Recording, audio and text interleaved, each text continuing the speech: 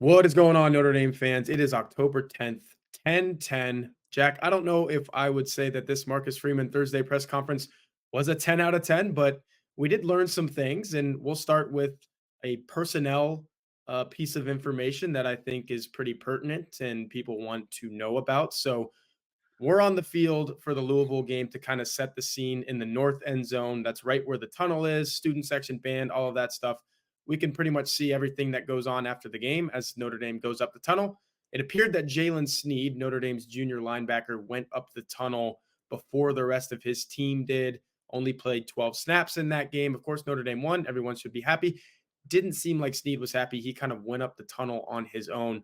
Marcus Freeman was asked about that today. What did he say? Yeah, Freeman said it was the first he's heard of it, which can do with that what you will, I guess. College football coaches very much have people whose jobs it is to inform him about questions that might be asked. So, would guess he was at least somewhat aware of this, but he basically said it's not an issue. He said Sneed had 2 great weeks of practice, and he had an opportunity to learn from the previous game when he only played 12 snaps. I don't think I actually saw Sneed walk off the field, but enough other people did that I that he definitely did. Like I think it was Kyle Kelly who told us that Sneed looked pretty upset coming off the field, right?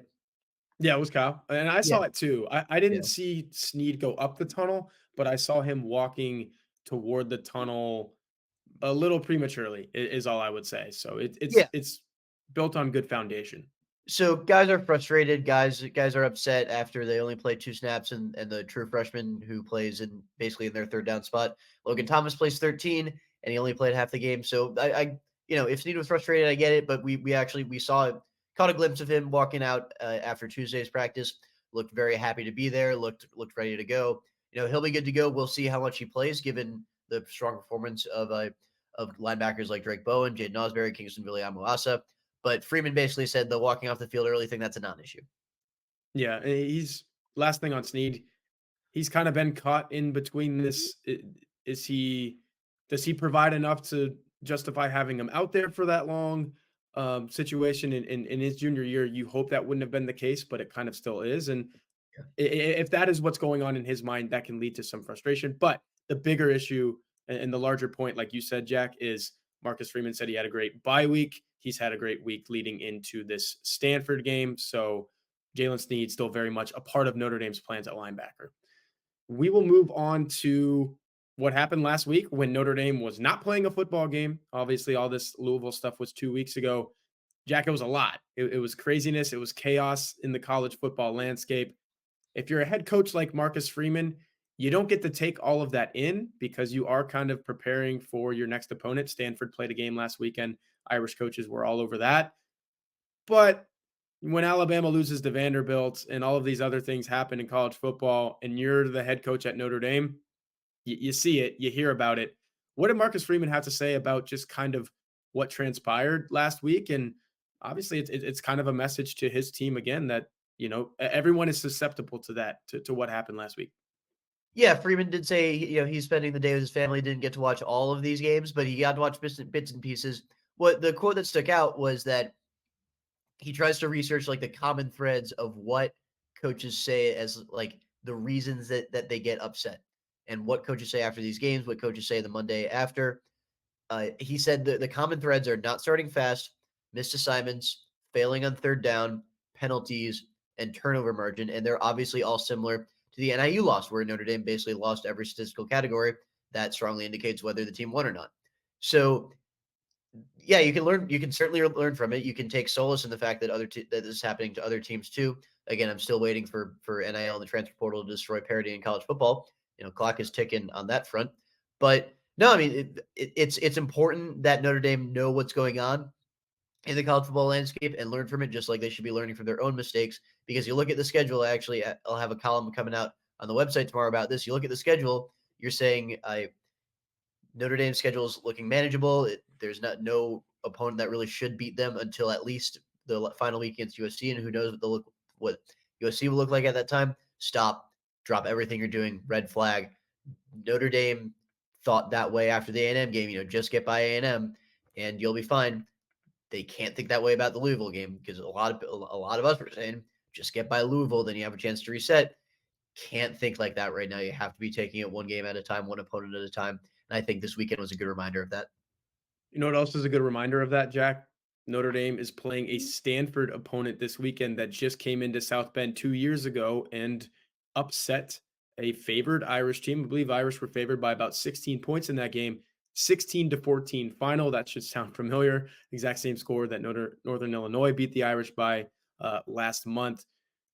Marcus Freeman was asked about playing the Louisville game on loop, and because the 2023 Louisville game on loop in advance of the 2024 Louisville game, because there were some people in the Irish locker room that were mad about that result, and maybe that could have influenced them and motivated them to get the desired outcome against the Cardinals this time. It happened.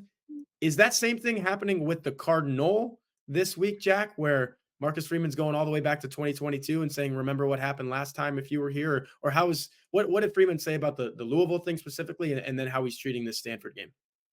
Well, first of all, about the Louisville thing, it was interesting. He said that it wasn't exactly meant as a motivational tactic. He wanted that game up on that screen so players would see the mistakes they made in that game and learn from them. I don't know if he's going to play the Stanford game on loop. At least he's not going to tell us that right now. But he said the motivation comes from winning a rivalry game, competing for the Legends Trophy, and fighting for their playoff lives. They don't need extra motivation from that. What they do need to do is learn from the mistakes that cost them against Stanford, which is failing on fourth down. I believe it was that the one with the jet sweep to Jaden Thomas, Yep. fumbling late with Audric Estime. Yep. Those are the mistakes and I'm sure I didn't cover the team at the time, so I'm sure there's others I'm missing.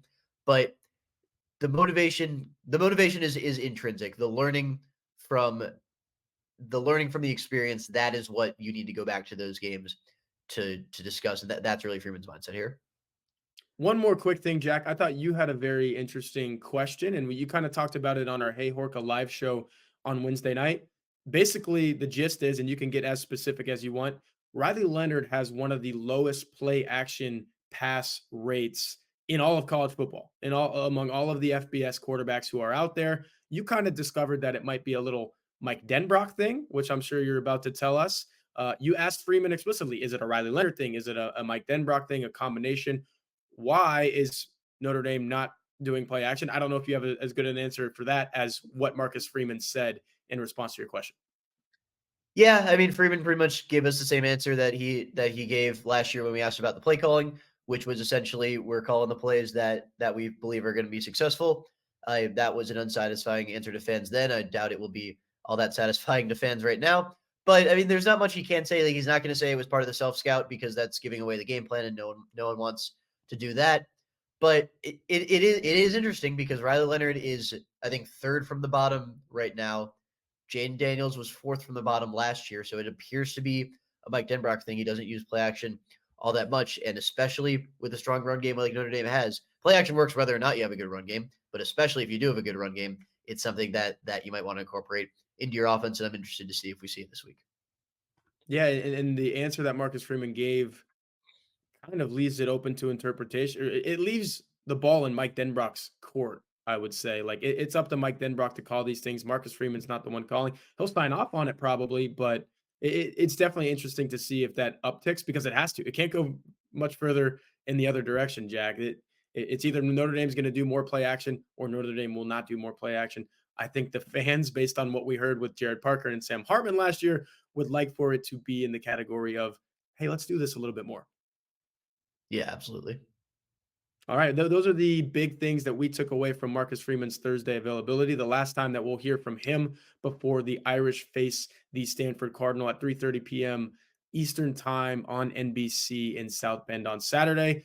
In the lead up to that, you got about a little over 48 hours. Definitely go to blueandgold.com. Keep it here on this YouTube channel as well. Like this video, subscribe to this channel because we got a whole lot of content coming for you guys in anticipation of that game. So that's Jack Sobel.